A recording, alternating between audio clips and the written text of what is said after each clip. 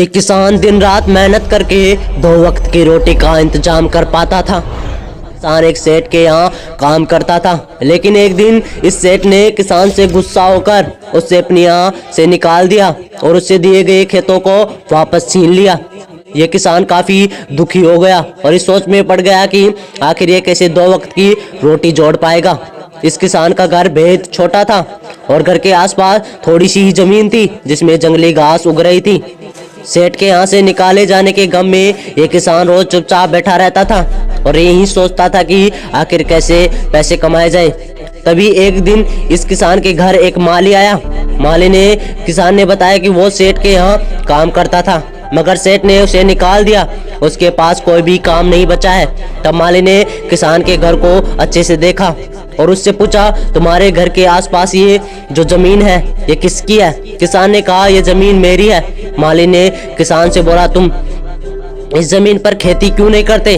किसान ने दुखी होकर बोले, ये बहुत ही थोड़ी सी जमीन है और इस पर ज्यादा अनाज नहीं उग सकेगा। तब माली ने किसान से कहा कि अगर इस जमीन में ज्यादा अनाज नहीं उग सकता तो तुम इस पर सब्जी उगा दो। सब्जी उगाने के लिए अधिक जमीन नहीं चाहिए और थोड़ी सी जमीन पर ही अच्छी खासी सब्जी उग जाएगी। सब्जी उगाकर तुम उसे रोज बाजार में बेचकर पैसे कमा सकते हो। माली की बात को मानते हुए किसान ने अपनी थोड़ी सी जमीन पर कई प्रकार की सब्जी उगा ली और कुछ ही महीनों में यह सब्जी बेचने के लायक हो गई। किसान ने सब्जियों को बाजार में जाकर बेचा तो पाया कि उसे इन सब्जियों के लिए जो दाम मिले वो सेठ के यहाँ मिलने वाले वेतन से काफी अधिक था।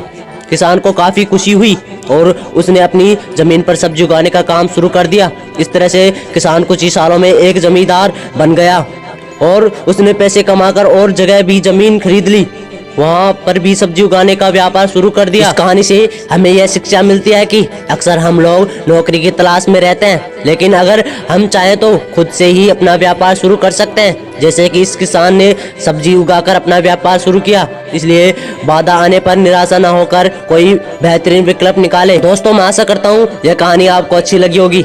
यदि हमारी कहानी आपको अच्छी लगी हो तो वीडियो को लाइक करें और हमारे चैनल को सब्सक्राइब करें, प्लस में बेल आइकन दबा दें, जिससे ऐसी ही मोटिवेशनल कहानी आपके पास पहुंचती रहे। धन्यवाद।